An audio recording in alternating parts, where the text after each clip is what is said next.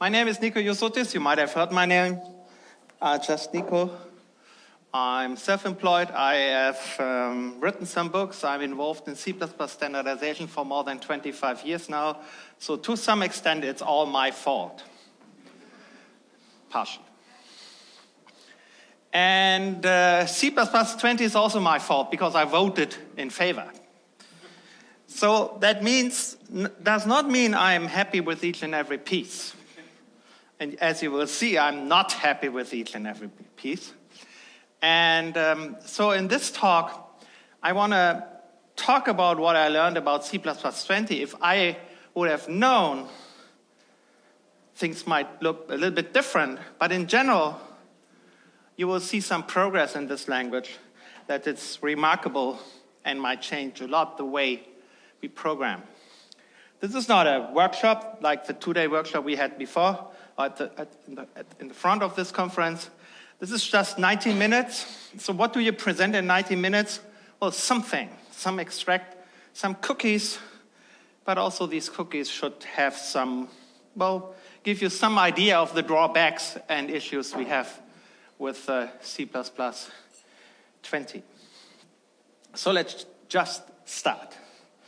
And there are a couple of big features and a couple of small features. Fortunately, I will completely ignore two of the big features, coroutines and modules, because they are not ready yet. It's just the marketing gag that they are available for programmers in C++20. Don't trust that. There's something available, and it's a good starting point. But I will concentrate on these issues that are available and you can use and you can deal with and have to deal with, at least also with some specific issues. So let's start. This is a function template.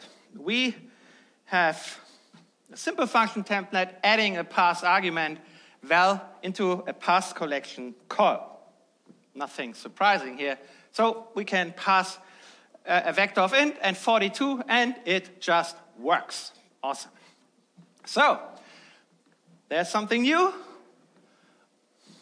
You can now have a different syntax for function templates, which is, okay, let's take auto instead of a template parameter, which is more or less equivalent.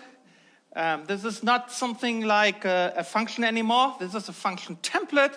You need it completely in your header file. No inline is necessary, as always, for function templates, unless it's full specializations. And so the only difference is that you don't have a specific name for what is the type the collection is a reference from. So all the same rules apply. Good. So let's use two of them and twice have add, because the first add calls pushback, and that does not work for all the containers. So let's add another add that inserts. Unfortunately, this does no longer compile because, yeah, of course, we have two signatures. We don't look at the body as usual, and the overload resolution just finds two functions with the same priority. So we have a problem, as we would have had if these function templates would be written as as ordinary function templates with the template, keyword, etc. So how can we resolve that? Well, the new thing is that we can qualify the auto. And say, well, here's a constraint, a type constraint. So let's constrain that this argument here has to be something special. It has to support pushback. And what we pass here, and you can only do that for what we call a concept. Concept is a formal description of something we would like to have as a constraint to generic code. And it's defined, or it gives a name to a couple of requirements. So here you see the concept defined. It's a concept for something called, again, call here, or capital call here. And we here on the right, we have the requirements here well, these are two requirements here. Look carefully. You're obviously seeing only one, which is, okay, see there. Assume we have an object of this type called C. Assume we have an object of the value type of this past type called V. Then this has to be valid. So calling C pushback V should compile. We are not generating any code at all. It's just to decide whether we fulfill this requirement or not. But there's a second requirement here hidden, which is value type. So we also require that the past type has a value type. And the interesting thing is this solves our problem, because now we have a more specialized template that wins over another template. Because now if you pass a vector for a vector, the constraint is fulfilled, is met. So both adds are available, and now usually we would get an ambiguity error, but this ambiguity is solved because overload resolution says if there is a template more specialized than the other by some rules, simplest rules is one has constraint, the other has not, this works. And this is preferred. So for the pushback, for the vector, we use the first add with the constraint, both would match. For the second pass container, which is a set, we would call the second one because only the second one is visible. Pretty simple. Okay, and this, by the way, is still equivalent. You can do the same with ordinary written function templates where you have specified that your parameter T1 has this type constraint. So that's a basic idea of concepts, to constrain code in a way that it's valid and it doesn't fall into the pitfalls of enable if. For example, that if you have two different constraints, you need two different places where they apply. Otherwise, overload resolution might kick in and say, well, despite that there's an enable if, it's the same signature. So we have here a mechanism that easily works fine, even if, for example, we would say here in the second add, this is having pushback is not required. Yeah. And please note that there's another new feature here used already, because usually if you use type members of a template parameter, you have to qualify it with type name. A lot of the places where this was required are gone in C++20. It's interesting that, yeah, usually when it's clear, it's a type. That's the rule. Now, that's a little bit tricky for me as a teacher for C++ because the exact rules, when it's clear, is not really clear. So it seems that at least some of the people giving trainings still don't teach this rule. And if you accidentally skip type name here, that's fine.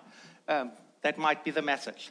So, but there are some ways where you can skip this, especially in parameters, in functions, in requirements, clauses, etc.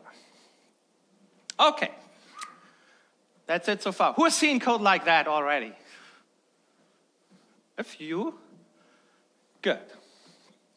So, there are other ways to specify that. Another way would be that we pass still the argument with auto and formulate the requirement later on. And so instead of directly qualifying the type that is specified with the placeholder auto, you might say, oh, let's later on formulate the requirement after the signature. If you use the ordinary template syntax, you can also formulate the requirement before, after the template parameter declaration and before you start with the signature. This is a trailing requirements clause. That way you can say, okay, there is a requirement on something. Now, I used 3 dots here. So the question is, what should the 3 dots here contain? You know what it should contain here now? Well, you might say the decal type of call. Your compiler will send an error message and say, no, that does not compile. Why doesn't it compile? Hey, this is ACCU. Answers, please.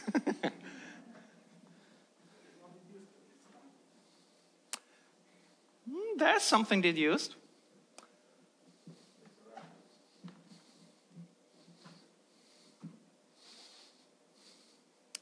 That way, you no longer specify has pushed back to auto, to what I was specifying with auto.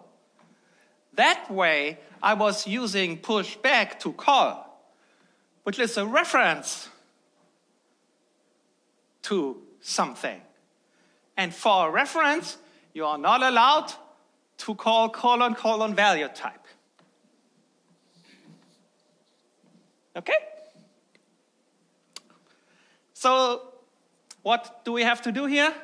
Yeah, remove constness and referenceness and etc. We have a new little type trait for that, because it turned out that in a lot of places we want to remove constness, volatileness, if you may will, and referenceness. But don't do more. We always use decay, which also converted arrays into pointers, and accidentally did everything else. But we, if we just want to do that, this is good enough. And by the way, we cleaned up the whole C++ standard to convert it all the places where we just use decay, not to decay, but just only to remove const referenceness, that we converted these places into using this type trait instead. Okay, is there another way to solve that? Is there a way to make sure that you don't have to write such strange code here? Yes, there is. You can go to your template and say, well, the type of V I'm using here is the value type of the collection.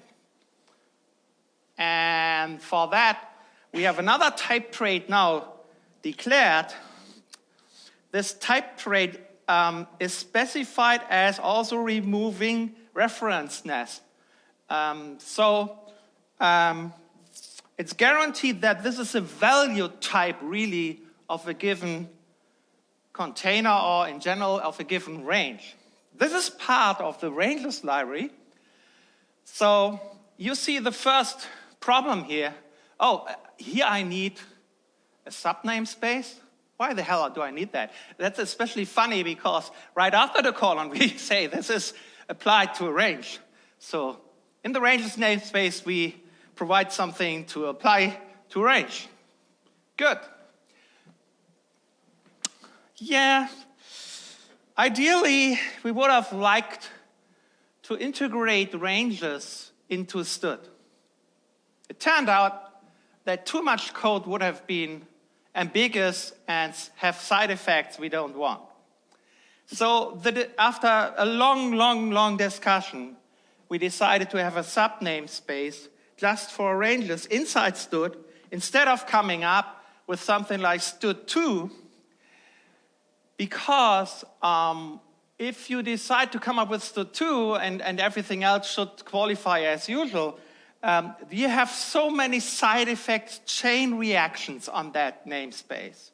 And at the end, it turned out, if we would have introduced std2, we would have to introduce std2 string, std2 vector, etc. And if you look ahead in this chain reaction, we would see that with each and every C++ library version coming with some new cool features in their own namespace, we would have to count up the namespace again for everything in the library that is dependent on other things. And you know everything is dependent on other things, almost everything. So, yeah, so that was a decision. Unfortunately, the discussion ended there. So that we didn't have a discussion, would it make sense to put some parts of the new rangeless stuff into stud instead of stud rangeless? And you will see other parts where you might be confused. It's a little bit tragedy that we didn't have discussion. The problem is, even for those who standardize, they write all their examples in namespace std if they declare an algorithm. So a lot of things are not that as worse as for you as ordinary programmers. So namespace qualification might become a big issue now to know where do we have to qualify with which qualification. Besides that, it takes some characters, but you can have a using namespace declaration for that. Good. And of course, to make this work, you need ranges. It's not enough to have something like concepts or utilities or so, or function, the usual headers that are usually available. Okay. Now, does this example make sense at all? No. You should not introduce for each and every method, function, a concept. Because think about the consequences if we would do that. You have here a function that does not only add, that does sort, that does do a lot of other things. So do you want to declare your function which requires has pushback and sort and assignment and copying and... No, we don't want to do that. Would be the same mistake we have done when we thought it's a good idea to list all the possible exceptions that could fly from a function. With the throw specification, it turned out that there's too much non-encapsulation of details of the implementation. So we said, no, don't do it that way. By the way, it also costs compile time to check all these constraints. So at the end, we said, no, we will not standardize our concept, and we don't recommend you to do that on this level. So we should standardize something that as a whole has a useful semantic meaning. So, but this is cool. I want to restrict that I want to have this for pushback only. So I don't have a concept for pushback only, or things that are pushback and not pushback. So I could say, okay, that there's no way to say this is like this kind of range or that kind of range. No way to do that. So what should you do here? Do that. What? requires, call pushback, that. Well, that's interesting. Note that we use two places where we use the new keyword requires. The one is what we call a requires expression. This is to combine multiple requirements. And the other requirement, requires keyword, is a clause. This is to define a constraint on code. Should this code be available or not? And here we combine both. We say this add is available if the following requirement is met. So this is a combination of a requires expression, the inner requires, and then directly ad hoc using it as a constraint here. Yeah, so you might see this code and say, what the hell are these stupid people in the standard committee standardizing? We had a lot of discussion, but this makes perfect sense. Makes perfect sense. Is there another way to do that? Well, the signature is the same. So I tell you a secret. This requires yields a compile time Boolean value. The requires clause checks for compile time Boolean values. You can also pass through there or size of int greater than 4, some expression known at compile time. And as this is a compile time Boolean value, you can do this. You can just have one function and saying with the compile time if we have pushback available to push back this value into the collection. We call it, otherwise we do something else. That's nice. We can now combine a couple of things we usually had to do in multiple function templates in one.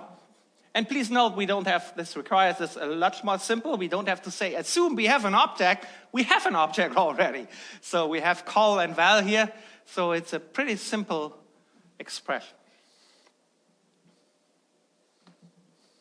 Yeah, good. That's it about concepts. Oh, wait a minute.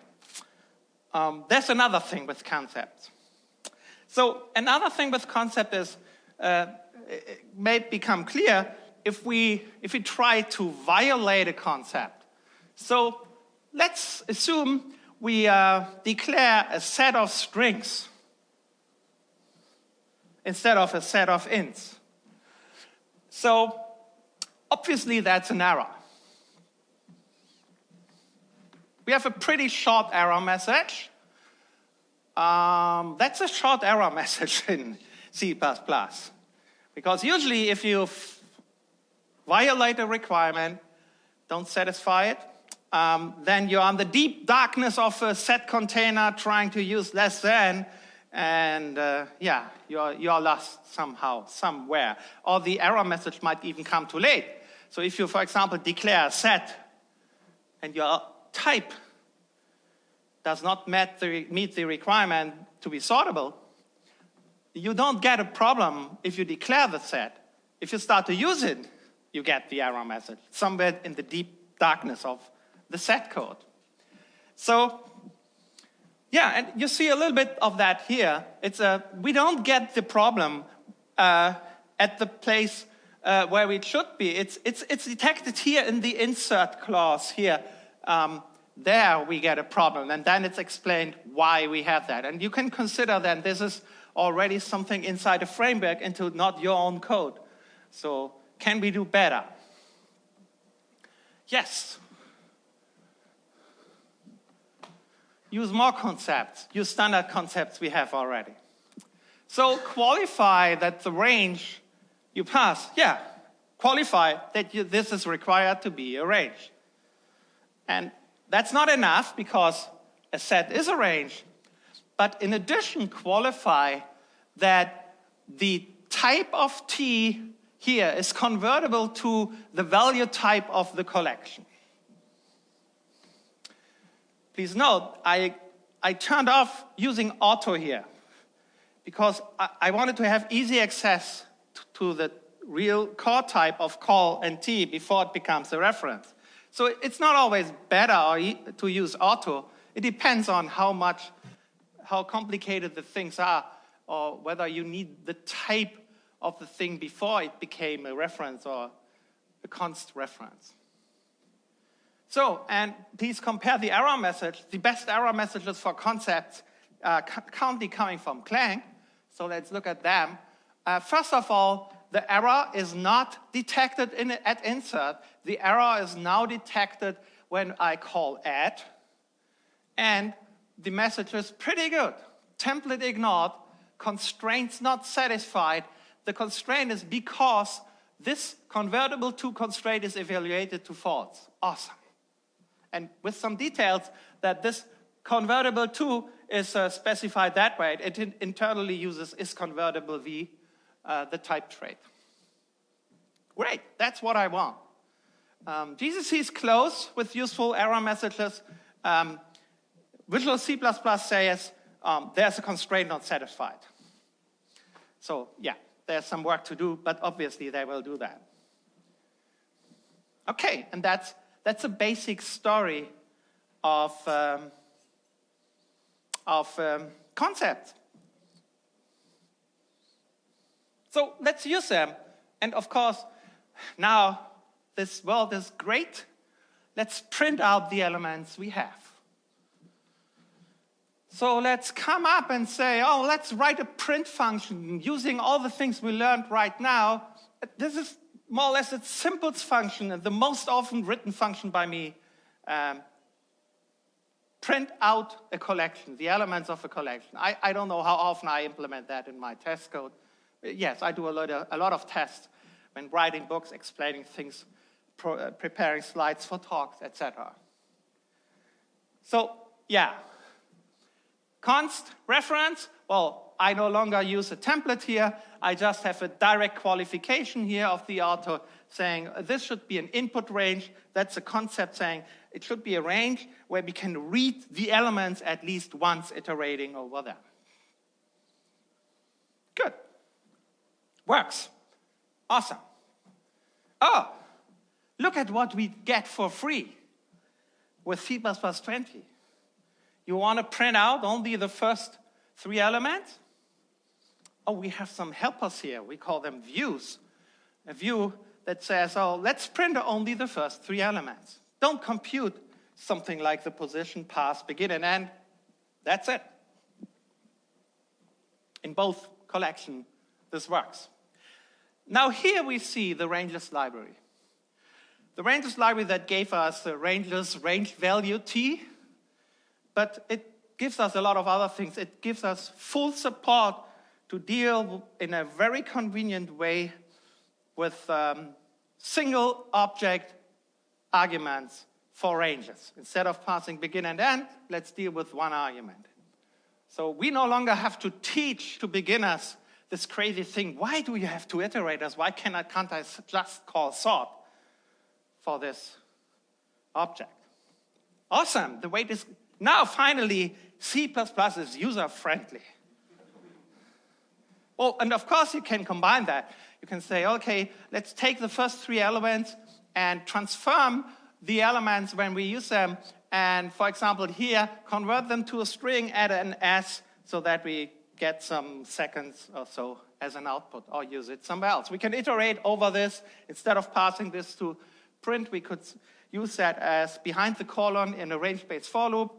Great. Awesome. So let's look at that a little bit closer. So first of all, this is a vector of int we create here. And when we create a view, we create something that refers to the original collection. It's a take is a view ignoring the first n, taking the first n elements. Sub-range is another view. Instead of applying it to a range, you apply it to a position, so to an iterator, and to something else. And here's something interesting. We say, oh, let's create a view that does not refer to 2 positions. It refers to the one position behind the begin of the collection, and the end is the end value minus 1. In other words, range, RG, is my extract of this collection, starting with the second element until I find minus 1, hopefully having 1. Sometimes you know, sometimes not. If not, you should do something different. So let's print it. Yeah, you can pass that. It's a range. In fact, it's what we call a lightweight range, a view. And you see, because you see, the only thing stored there is just the pointer and the end somehow. And if you copy that sheep, that applies to all views. So like take, you have seen, transform, they are all views that are cheap to copy, cheap to pass around. So we could pass here this to print by value, but obviously we should not do that because we also pass the collection to print, and we don't want to print out the elements to copy them all before. Good. Can we take the same trick, take the first 3 elements of this view and convert it to seconds? Yeah, to a string with S appended? Yes, we can. So the interesting thing, of course, is what is this end value here at the end? Well, first of all, a remarkable observation here. The thing on the right, or what we pass here, is begin and end. So the traditional way, 2 iterators.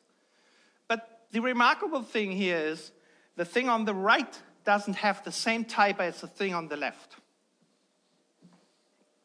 This is, on the left we pass an iterator, a vector of int iterator, and on the right we pass something. What is that? Well, it's that.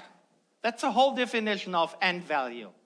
We call this, by the way, we have a new term for that, for end iterators in general. It's called sentinel.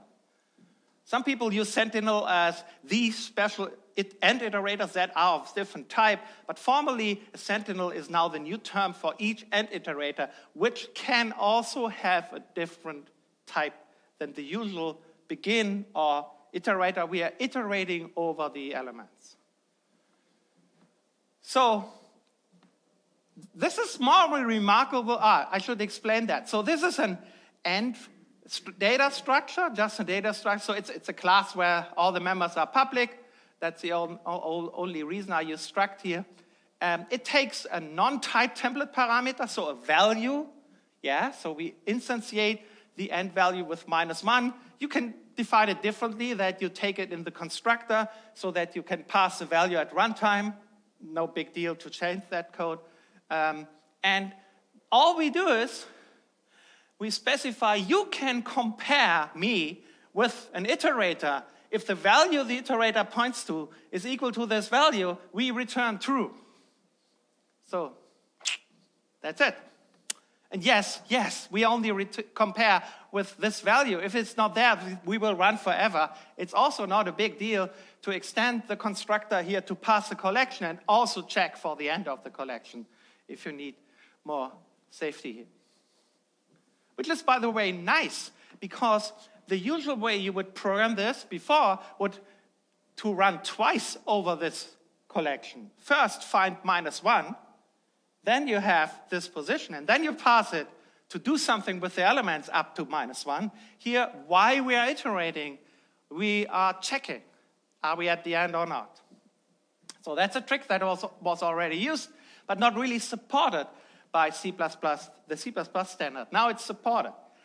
But in a way, there are a few hidden things here. And one thing is this.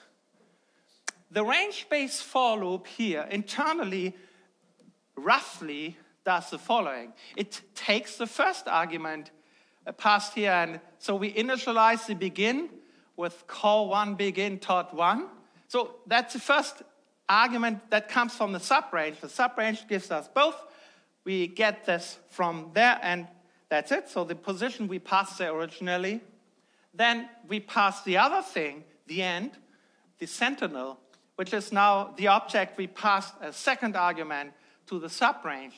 And then we compare and let a position iterate over that. Yes, there are optimizations for that. You don't need both begin and pass, but this simplifies the code a little bit. And there, something remarkable happens. Because look at that. Here, this expression compares the iterating position with the end using not equals. We don't specify not equals for end value. So there's another cool new feature. The cool new feature is that we now have an automatic rule. If the compiler tries to compile equal and it doesn't find it, the call is written to use not equal. So if the compiler tries to find not equal as an operator and cannot do that, we use equal and negate the result. But it's even more. We change the order of the operands. You see that? So this is checking as a first operand the position. The second one is the end iterator. This is providing, assume I have an object of this type as first operand, and then the second operand is this iterator. So this is also supported by that. And therefore, that's enough. It works. Okay? Can we improve this example? Yes. Assume we want to have a data structure with a couple of coordinates, x, y, and z. So the data structure is a coordinate. So the elements are X, Y, and Z coordinate members. Can we use that here? Oh yeah, let's try. Let's create a vector of points. Let's create a subrange from begin until a default constructed coordinate passed to this end value beast. That's a non-type template parameter. They can only take integral values and a few other things, but not objects of structures or so, unless you have some constraints. But you can now, because literal types with public members can now be used as non-type template parameters. So this works fine. But that's not enough. You need two things here. First of all, we compare then the value the iterator points to with the value of the coordinate. So the coordinate needs some way to answer the question, are two coordinates equal? Oh, I have to write all these 6 operands. Not equal, less. No, you don't have to say this. Say, I want to have a default generated comparison, all 6 comparison operators for my type, which says I have equal generated, as you have seen. That's enough. That not equal works because the compiler converts the call. And this also generates code that you have what we call the spaceship operators defined. And the spaceship operator, that's where this name comes from, is responsible for less or equal, greater or equal. All the 4 operators are defined by that. And they are used if we now somewhere would even compare and try to sort the coordinate. We could sort it now. So that's the one thing we need. The next thing we need is I/O, because print will print out the elements. So once we have the usual French operator, no, we don't have the same simplification as for comparison operators for output operators, unfortunately not.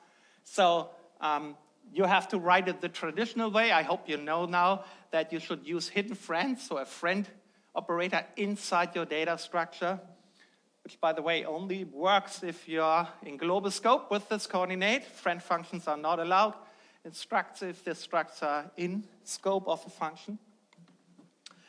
And that's it. Now it works. Yeah, we have the output. So let's print out all the elements until the coordinate 0, 0, 0. And, oh, yeah, we can sort it. Oh, no, we cannot sort it. Too bad. Because the traditional sort, even the new sort taking one object as a range to sort, has this in conjunction with the traditional sort taking begin and end, the requirement that begin and end have to have the same type. But remember, we have ranges, and ranges come with things that are even better, but you only get these even better things if you use the sub-namespace ranges. As a rule of thumb, if there's something provided as std ranges and there's something as provided as std without ranges, prefer the more complicated thing, because that works. So we will sort the elements here, and if we print that out again, you see that the elements are in the right order now in the vector.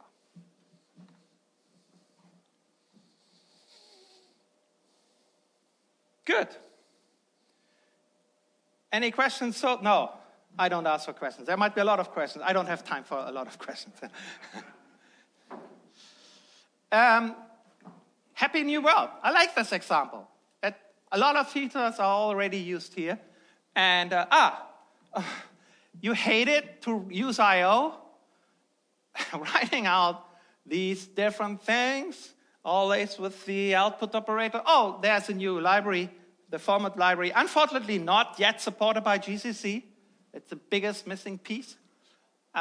Yeah, just a formatting specifier. You could specify even more in the notation you want to have and take this and that parameter, and that's easier to do. Good. A few things about what you just have seen. A few things I have to say about this example. First example, the first I want to say is we have to talk about constants here. So think about that our print function takes a const reference of a collection. Of course, this means you cannot modify the elements, right? So if you pass a vector, you cannot modify the elements. That's no longer true if you use a view here. So you can call start, call begin, and compare it with something else. Oh, well, that's not comparison. That's an assignment. Yeah, that bug is no longer detected if you make the second call. Const propagation is broken by views. They are not subsets of collections, pure subsets. They break one thing, and that's the propagation of constants to the elements. That was the first time I thought, what? Yeah, Nico, of course. That's reference semantics. They have reference semantics. It works as designed. That's not a bug. That's intentional. Okay, just for fun, I came out with the next thing. Let's use cbegin then, to be safe. Oh, it also works. Because, well, the pure intention why we have cbegin is to make sure that the elements we are iterating over are const. That's why we have that. That does also not apply to views, because we couldn't, when we standardize, think about a collection not propagating const to its elements. So we specified that cbegin internally uses begin as a const member function, which means that the view says, yeah, well, it's like in a pointer. If I'm const, my element is still modifiable. So this code is broken. All what you see here, it compiles. I raised that and said, oh, yeah, obviously a bug. You know, people start to discuss with me that this was the intention of cbegin. I couldn't believe. Well, at the end, we came to some conclusion, but they said, you know what? Yeah, that's a mess we have from the pre-rangeless world, so let's fix it for rangeless in C++23. So a few things are fixed there, except the intentioned problems, but not stood begin. Okay, thank you. So when I teach now C++, and I teach it, when programmers now use their IDE and have heard about, well, cbegin, and understood the intention, they have to learn that cbegin in namespace stood is available and does not work, stood rangeless cbegin does work. If you agree with me that this is completely stupid, send a bug report every week to each and every compiler vector. You can't believe how the discussions go, because the problem is these are all experts. They say, yeah, we know that problem. We know that we now have to use stood rangeless cbegin. Good, you know that. Tell all the other 4 million programmers in the world, please. Is this the only problem we have? Yeah, the rest is great. So, good, it works. Collection, taking the first 3 elements, collection. We also have drop. We have other interesting views. Let's drop the first 3 elements, iterate over that. So great. We can use that with each and every container. There's no problem at all. Oh, what? Wait a minute. Take 3, drop 3. Why does this not compile?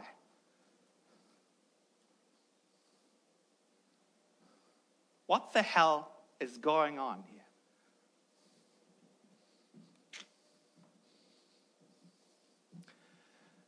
Well, in general, if you have a function taking something you can iterate over, a range or a view, by reference, and make it const, it might happen that not everything works anymore. So if you use drop for a vector, that works. If you use filter for a vector, that does not work. If you use drop for a list, that also does not work. Or to make it very precise, you cannot iterate on a view when it gets const. For some views, always. For some views, sometimes. So if you use a filter out some elements, using const breaks your code in a way that it no longer compiles, so that's better than at runtime doing some strange things. Drop body and split do the same. Why sometimes we have this issue with drop, reverse, and join. So why that? Because vector is a random access iterator, uses random access. So drop can directly jump to the third position. For a list, it cannot. So it has to store where it currently is in the view. And that means while you're iterating, you have to change your state. And that means it cannot be const, or we would have to have that mutable. I'm not sure we took the right decision here. I'm not sure. So what is the escape to that? Well, if I want to write a generic function, well, use universal or forwarding references. No const to ampersand, whether it's auto or whether it's a template parameter. So because then we have something that binds to everything that does not necessarily make it const. That's the purpose of, I say universal reference. That was the official the community name when it came out from C++ 11, introduced by Scott Myers. And then for whatever reason, I still don't understand. The standard committee said, we should call that perfect forwarding iterator. But do you see forward here? No, it's a universal reference, maybe not the best name, but it was exactly the right name, saying I can refer to everything and keep its type and its value category, including keep the knowledge whether it's const or not. So don't be surprised when I use now universal reference again, which doesn't create more likeliness to my person in the committee, by the way. I apologize for that. Good. With that, it works. And that means we have to teach universal references now to ordinary programmers. And go to all your functions you already have. You want to make them viewable? Supporting views, change the declaration from const reference to no const R-value reference. You see why I have a problem with that? Sometimes with the new stuff we standardize. I couldn't believe, by the way. So now what's the argument? The argument is, of course, no, you pass it by value. yeah, that's great if you know it's a view. But in a function like here, that's expensive if you pass a container. So one option is, you can say, there's a concept requiring that what you pass is a view. So a light white container. And then at least trying to pass a container will no longer compile. You have to convert the container into a view. There's one view saying, let's take everything and just make it a view. So refer to it. So this is the std ref of ranges. The good thing is, we still know that it's a range, because with reference wrappers created by std ref or std cref, we lose that information, and it first has to convert it back, which often is possible implicitly, but in this case, it's not. So that way, we can still use the code here, and it works fine. Good. That's it about views. How much time do I have left? Okay. Here's one example I want to show you. Composers. We map composer name to ints, just to give you at the end a nice good example. So let's select from this map all the composers that were born since 700, and then take the first 3, and then take only the keys, which is the first element in this map, in the pair, in the element in the map, and let's iterate over it. Voila. So, awesome. Can I use that for a coordinate with 3 values? Of course. We only need a tuple-like API, I thought, which is written in the standard. If you try that, you will get a crazy error message, which happened to me last week preparing this talk. And then the answer was, yeah, we know that this does not work. So this view does only work for tuples and pairs, for nothing else. Except you declare your tuple-like API before you include the header file ranges. So look at the order you include things now. Send a bug report. That's the only way to fix that. Because instead of fixing these major flaws, I couldn't believe that, we are coming with new and new views having the same problems. I'm a little bit angry. Do you see that? Yes, I am. I have the age of, so that I have the right to embarrass myself. That was the first example. Let's be nice again. Oh, no, let's continue this. Can we use this at compile time? Something like that. Something like this. Look at that. I have here an array of a couple of sizes I need in my framework, or somebody defines these sizes. But let's deal with some other types here. The other types come from somebody else providing something in my code base. So I want to have something like, can I have a collection of all the sizes we use here for the types? So int, string, size of set of string, size of long, and size of cohort, as you just have seen that. Can I somehow compute that? And of course, all the information is available at compile time. So can we do that at compile time? Well, at runtime it works fine. We print out the sizes. Note that something here, oh, this is wrong. It is sorted. Yeah, we sort that. So the size of, on my platform, size of set of int and size of cohort, they both are 24 bytes. So how can we do that? The function is merge the sizes. We pass a container, we pass the arguments. We initialize a vector with the begin and the end and the value type of the pass container. This is C++ 17 feature fold expression just to fold in all the passed arguments. And then we sort the values, and then we return the vector. Works perfectly fine at runtime, and as you see here. Can we use that at compile time? Well, first of all, let's do a fix. This should use the helpers so that this gets more flexible. So don't use value type, that doesn't work for arrays. Don't use member begin. The collection might not have a member begin. So please use, as you have seen already, ranges, value type, and begin and end. Wait to take a picture. There will be more versions. And okay. Yeah, so far so good. We are still at runtime.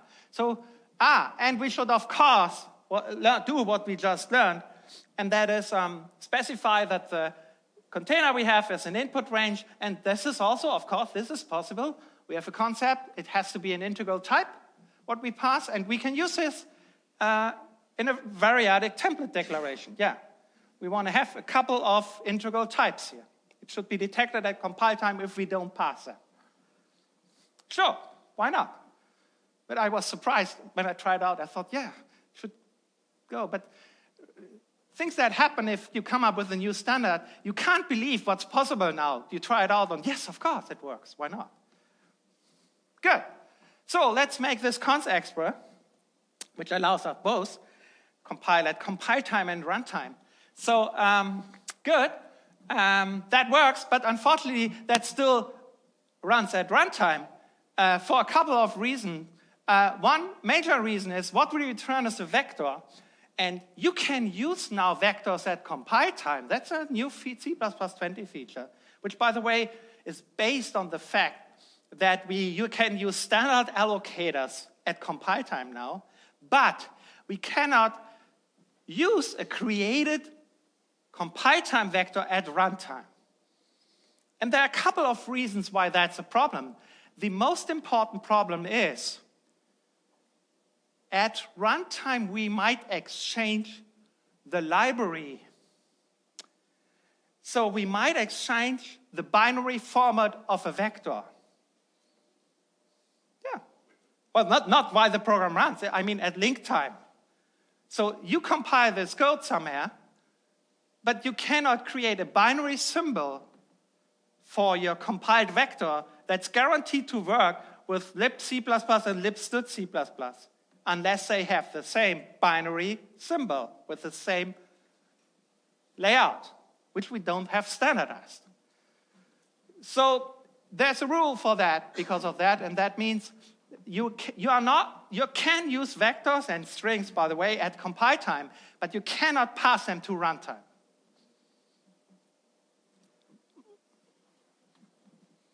Sometimes I hear a challenge. Okay, let's see what we can do. So, okay, first of all, there's a new keyword saying this is required to run at compile time. So it's not optional, it's required to be used at compile time. So with const eval, this should evaluate only at compile time. And that is an error now because what I just told you. So, good.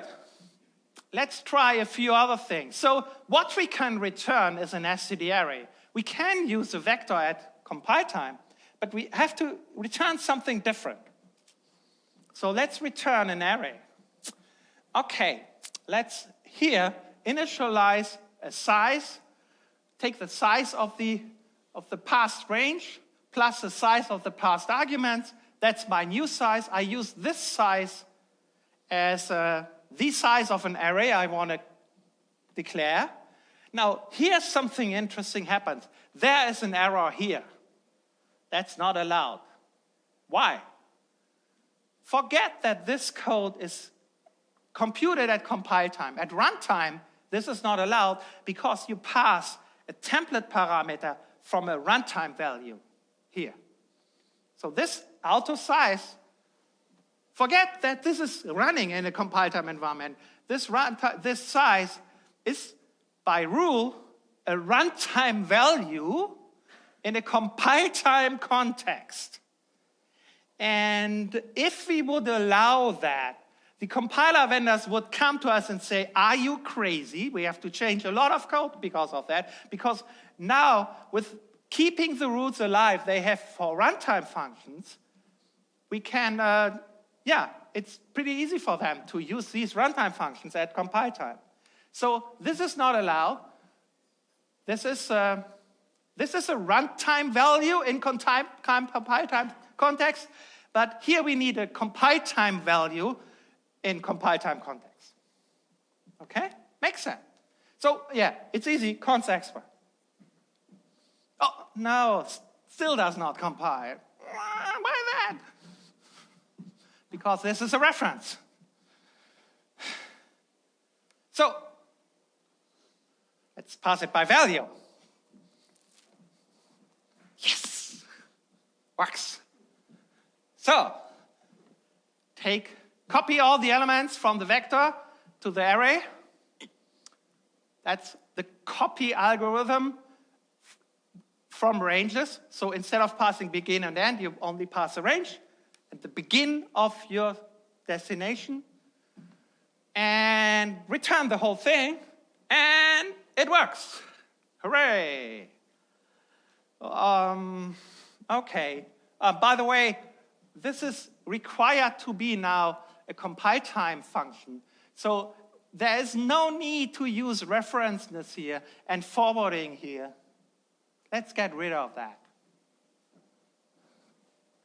Which is one benefit if you have this keyword const eval.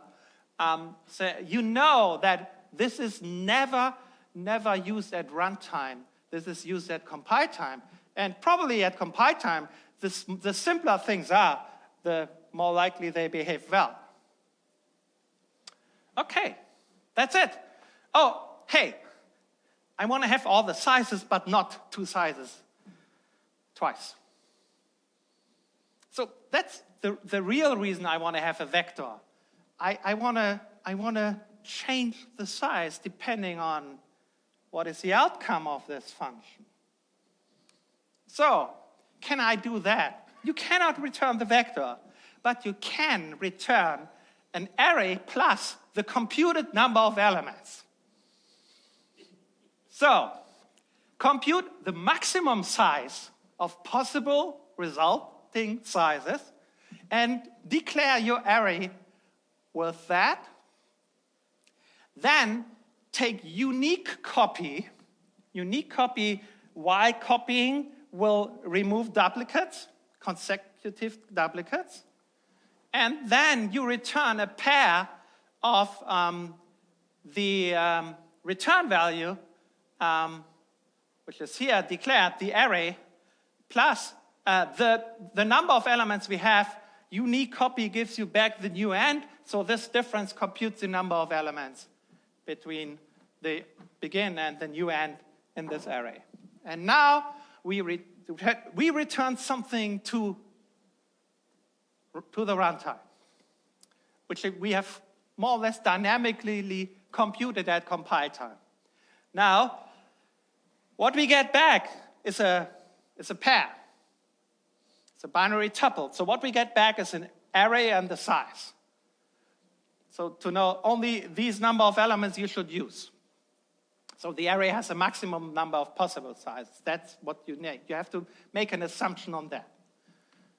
So how do we now make it something we need? There's a view.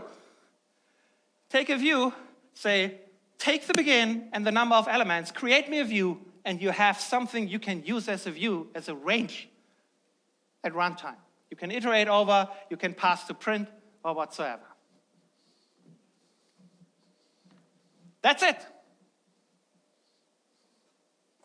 Okay? One of my favorite examples. Oh, I forgot something.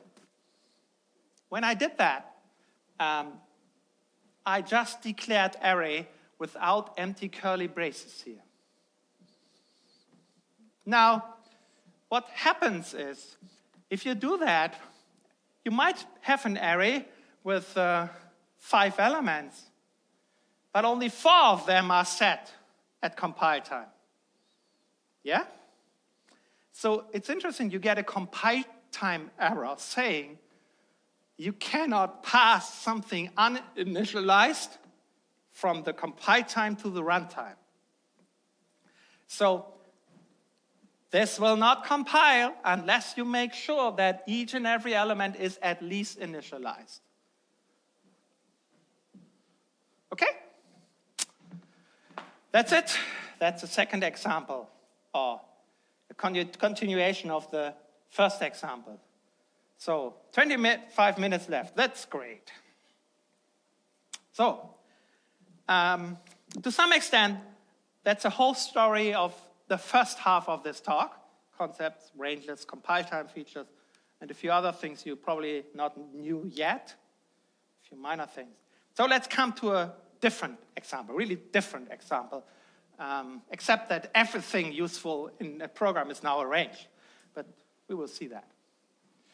So let's talk about, let's have a party. Okay, you know what? I want to have a party at each and every last day of a month. We all agree, huh? Good. So this is a way you can program that.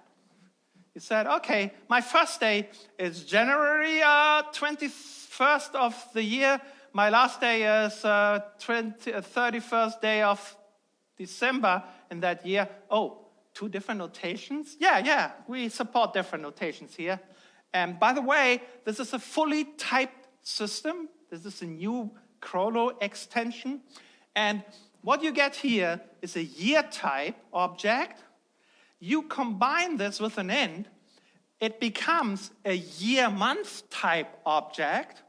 You combine this with an int, it becomes a year-month-day object. But for those who come from the US, say, no, what with that? That's a very strange way to specify dates. So let's use 12, and we also have chrono December for that. And combine it with a day. Here, a new suffix is now for days available. And combine it the other way around. So this is obviously a month-day object. You merge with an int, which then becomes a year-month-day object. Now, we don't support everything because that's not unique. You have to either start with a year or with a month or with a day. And then the rest is clear. So for us Germans, it's a day, month, year. It's a natural way to do that. You're already using operators here, but that's all done at compile time. That's all contextual stuff. So, first day, let's iterate from first day to last day at 1 month and print out the party. Oh, that's interesting.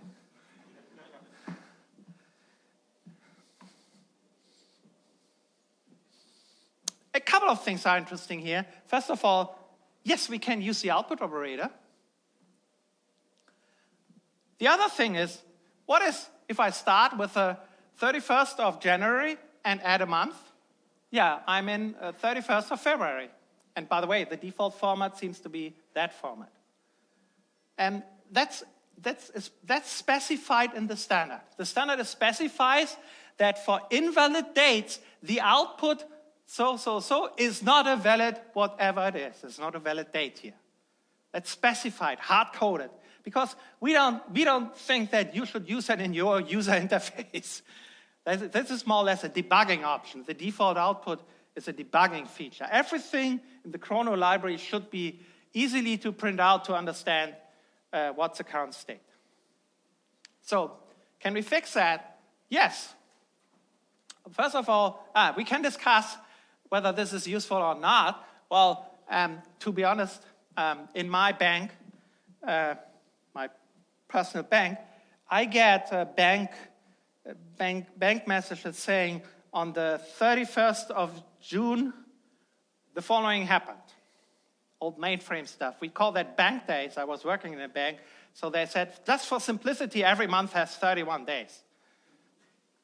And at the last day, you get the summary of something. Yeah, we have that. So if you want to plot that, you need these dates. If not, which is usually the case, the question is, what should we do instead now? So should we take the last day of the month? Or should we take the first day of the next month? Or whatever. So here's a way to do that. You simply check, is it okay? If it's okay, let's have the party. If not, so here you see what we programmed. We took the year, the month, and the first, and added 1 month. So that means the first of the next month is used. Okay? So, that's our party time. Well, there's another interesting solution. You can start with the last day of January 2021, which is a different type. This is no longer a month-year-day. This is a month-year-last day. Day last, I think it's. So, you print out the days. You see now it's in loop over the last day of every month. That's a debug output.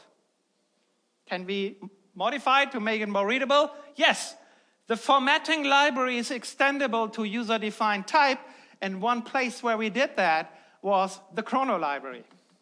So the chrono library supports all these different format specifiers you know from FMT time or so.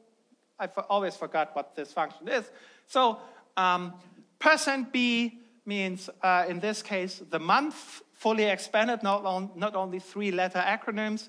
%D, the day. 13 is a minimum width we should have. So you see it's as a side effect, it's formatted output now. Good.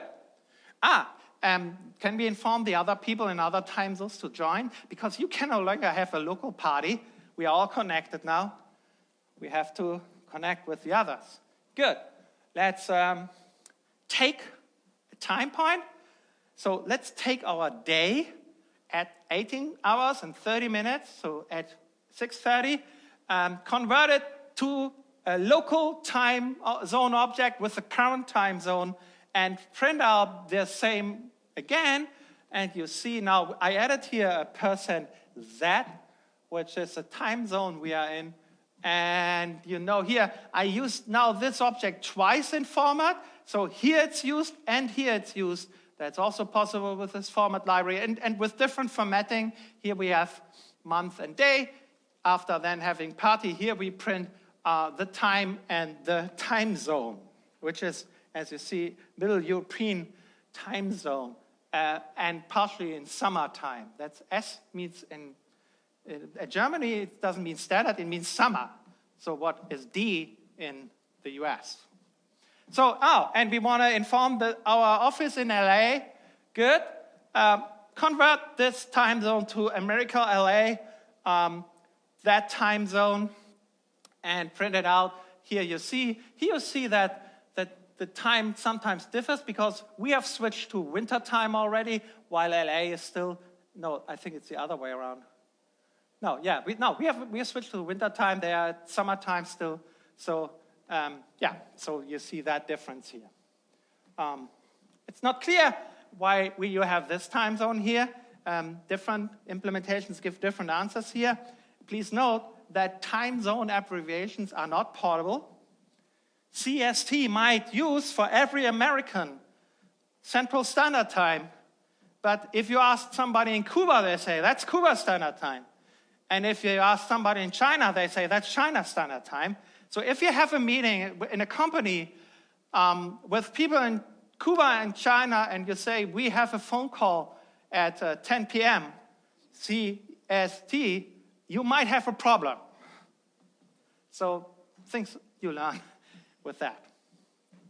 Okay. So let's use that multi-thread. So let's take this initialization, iterate over the different things, and now let's create a map of days. I could use type month, year, day, whatsoever, but there's also a type which is better to deal with individual days, which is called Systays. It's the number, the distance from the birth of Unix or whatever the operating system is. So we have different types that work in this chrono library. And place here that on that day, we want to have a coordinate. Oh, a coordinate. Yeah, you have seen that type before. So now let's deal with this data. Let's create a vector of threads, and let's create 5 of them. Each thread gets access to this map and iterates over the map and takes the coordinates and adds 1 to the x and the y and the z coordinate. Okay? There are a couple of problems in this code. Can you tell me just some of them? Illegitimate operator comma abuse. That's a comma abuse? I'm not sure. No, it works. It works. It's great. Yeah. Okay, yeah. So one reason I have that is because I have a limited number of lines on these slides to make it readable. So I apologize for that. Yes, there's an easy way to fix that. I give it to you as an exercise. Good. What else? data races, yes. So we are iterating by 5 different threads over the same coordinates, and let's see what that is. Any other problem? So the question is, the more question is, how do we end these loops, right? And what happens on exceptions? Is that what you meant, Rainer? No, you have this thread, but there's no join threshold. Yeah. So, yeah. In this code, there's ... Yeah, I should have a join at the end, of course. Of course. But you're right, I forgot that, by the way. Okay, good. So, several issues. What happens on exceptions? How to end the thread? So, waiting for them, that implies that a little bit. Concurrent writes, of course. So, how can we fix that? So, first of all, please use jthread now. jthread is a strange name. It stands for joining thread. We could not fix the thread, although there was a request before C++14 to do so. There was a very weird process issue that blocked that change to make the fix. And so we have, unfortunately, SCD thread situation is not an RAII type. So before it is destructed, you have to call something like join or detach. Right. So with jthread, that's done. You can call join to wait for the end. If you don't do that, then this will auto-join when you leave the scope. So let's put this whole thing in the scope. So here, at this moment, we will wait for the end of these threads. Unfortunately, there will now be no end. So we wait forever. So how do we fix that? Yes, you could declare your own Boolean value signaling, how to end. You cannot kill threads, by the way. That's not possible. It's not a process. It's some thread libraries offer options to do that, but you can create total inconsistent situations. So don't do that, and there's a reason we don't support that in the C++ standard. So, but we have something in addition in jthread, because we know that problem, that if you wait, you could wait forever. So please signal. And the way this gets signaled is pretty easy. You don't have to do anything else on the calling side, only on the called side. So in the thread you declare an optional additional parameter, which is a stop token, and from time to time you cooperatively check, should I continue with my loop? And that's it. That's it. If you go out of scope now, automatically a stop will be requested and a join will be done. Both will be done, unless we have done that already. And you cannot even, from your programming logic, say, please stop every running thread, and because you want to do some more before you join. In this case, it's a good idea, because if we would do it that way, we would say, let's go to the first thread, request stop, wait. And after that, we go to the second thread, request stop, wait. And of course, it's better to say, hey, to all the threads, request a stop, so they can stop in parallel. And then the destructor automatically calls the join. Good. That's it. So, and why did I have that? Yeah, I want to see that. And I want to iterate over my elements. But I don't have an output operator for the elements of a map. So let me only iterate over the coordinates here inside. So, and you know how this works. We have our print function. We pass our map. And here's a view, the view that's operating on pairs and taking the value. There's another view taking the keys. So that's it. So we iterate over all our elements and print the values we have the output operator declared for chord. Here it is. And here you can see that we have a problem. Because all the red elements, there's something strange going on. It seems that we have different numbers for increments, sometimes for some coordinates. And that's a result of the data race. The good news is it didn't crash. No, in fact, it's a bad news, because if it crashed, you see that the problem is severe. So, but you see at least something strange is going on. So what should we do? That's interesting. How can we now make thread safe? You can say, okay, let's create a mutex each time we access something, but let's, because we want to protect that no two threads access the same element.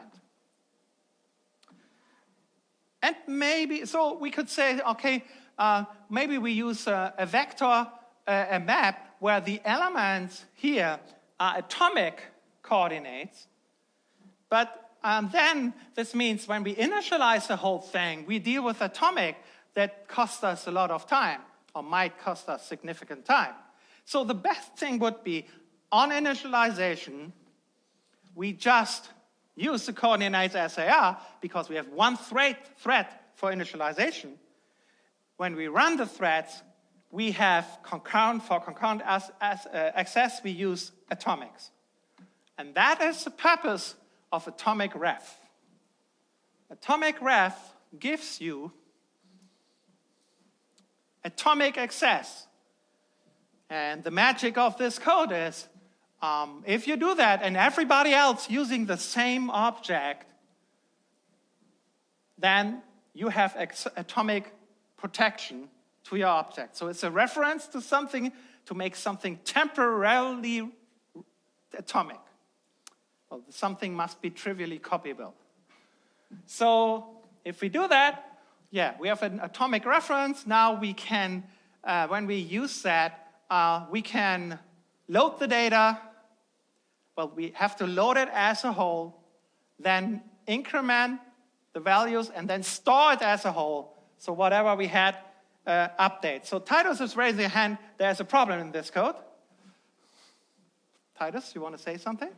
My question is the middle column, the third one down. Oh! I didn't see that. I fear this is copy and paste, so I have a few questions now. So, yes, that's an exercise for you. I planned that. Yeah, so I'm not sure now, but I think I just copied and pasted that. Oh, that's interesting. So why do we have that? If that's the exercise for everybody seeing this video, tell me. Because you might say, wait a minute, maybe your mistake is that you have to use the same atomic refs in all the threads. No, that's not true. The concept says we can, in different threads from different scopes, create atomic refs to these objects, and then by magic, think about a global table having all the objects we hold with atomics is used. So this code in principle should work unless I'm missing something. Please tell me, but you get the idea which is not working here. So what did we learn? You have to be careful with C++20. Yeah, I still learn. Well, I'm curious about where this comes from.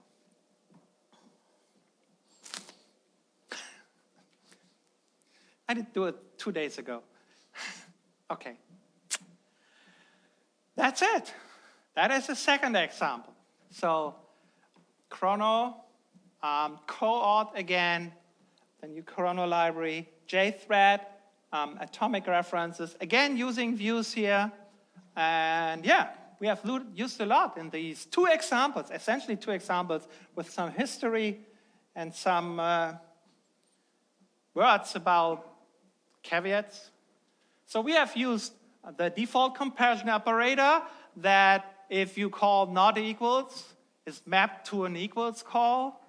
We have used that you can define the Spaceship Operator to have all 6 operands automatically defined. We have used concepts and requirements and constraints. We have used rangeless and views, not spans, which is a special kind of view. We have not used coroutines, but we have used JThread and stop token. There are other new primitives for to deal with concurrency. So we have used one of the atomic extension. There are more. Formatted output, calendars and time zones. New types can be non-type templates parameters now, also double, structs, and even lambdas. Lambdas being a non-type template parameter that can be interesting, very interesting. You parameterize your class over a lambda. Compile time new and strings and vectors. Well, we have used vectors and indirectly new there. And const eval, there's also another keyword const in it. And a few other things we didn't use. The 2 things we did not use, the major things, are coroutines and modules. Both is not mature yet. And to some extent, this is works as designed. I think that's good. It's far too complex to do it in one C++ version. So we have the basics for coroutines. You need a lot of boilerplate code.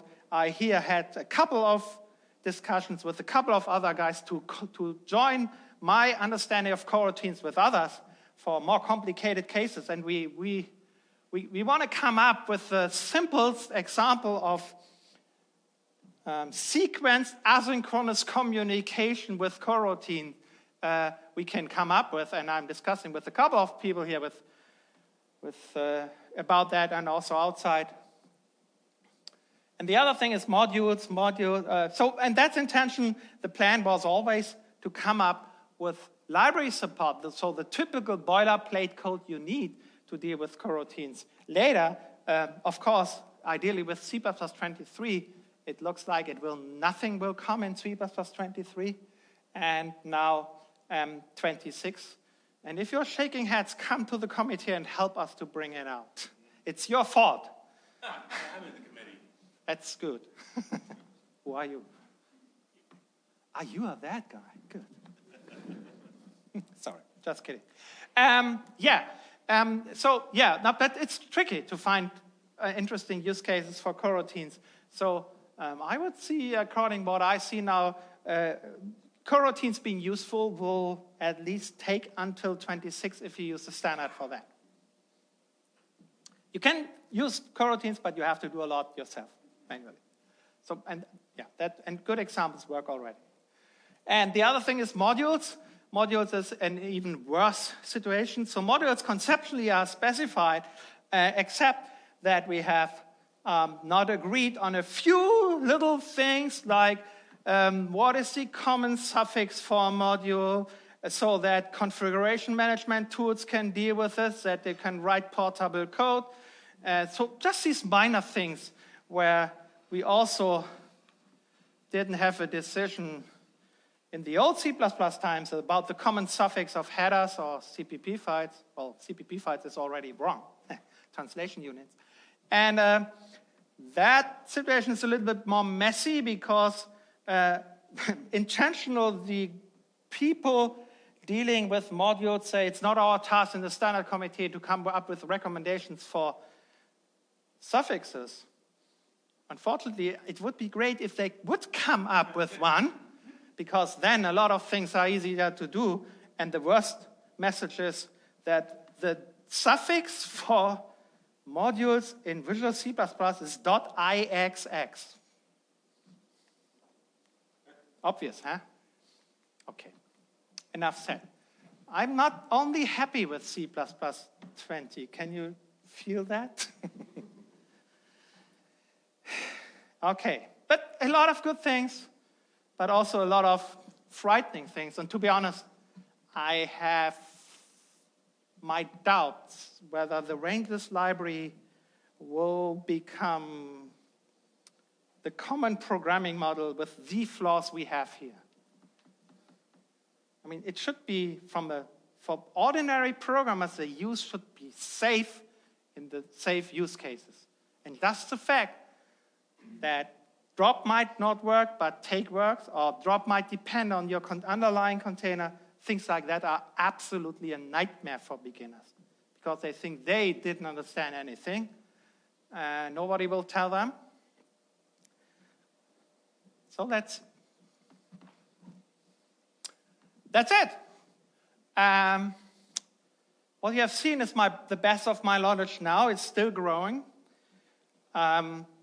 It's already written in my C++20 book where it's a draft available.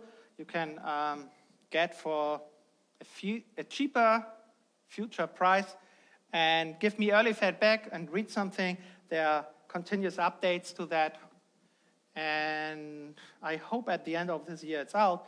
It is more or less feature complete now with 500 pages, but a couple of things are missing. Just the new things of C++20. And just the thing you need to understand the concepts behind the things.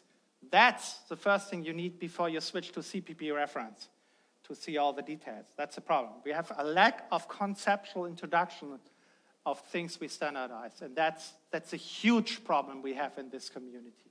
So whenever I send a message to export of the different topics you have seen, they say, oh, it's obvious. Or even better, yeah, we know this problem. Good. So can we please teach now each and everybody in this community, or at least give them a chance? So I'm not the only one. Rainer Grimm is also here in the room, has written already a book about C++20. So a couple of people take the task to explain C++. Hopefully, they don't contradict too much. Okay, that's it. So for the viewers concerning the const reference problem, what would be your advice as a good practice? Like, is it to do the concept of saying, okay, I want absolutely to have a view and passing by value, like you said, or is it actually just to show how it could be resolved, or is it actually something that you would advise? I have no good advice for the basic problem. We have a couple of workarounds. A few other workarounds will come. There will become a view that is currently named all const, which converts the elements that they are all const even in a view. And they introduce now const iterators, working const iterators for views. That will come with C++20, but we still don't have any way to specify in the declaration of a function something that takes by reference for ranges and takes by value for views, or something that without making and propagating constants. So you cannot declare, even with that solution, a function saying, I want a cheap passing of everything, and I want to make sure the elements are constant. That's currently not possible at all. And it will not be possible with the fixes we have in C++23. This is, I'm not happy about that. Good. Sorry. Yeah, one final question.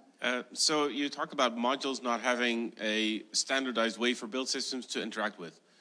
No, I said that the build system vendors need decisions like what is the typical suffix to deal with the in that to make the make rules, or whatever your build system has to specify rules how to default deal with things. Yes, this discussion was raised earlier in the standard committee, and I know that we had large discussions about creating a technical report, because that stuff is out of purview of the C++ standard, because C++ doesn't talk about files or extensions other than files. That's a great answer by the people who don't want to answer that question, but think that we want to have that. Yes, so there was a technical report being made. Formally, you're right, but I hate this answer. Do you know what happened to the technical report that was started at Kona? I have no idea. I don't have an answer. I don't see people, well, there will be some, I don't know everything about what's going on. All I see is I don't get an answer now what should be the suffix of a module file. Fair. End of discussion.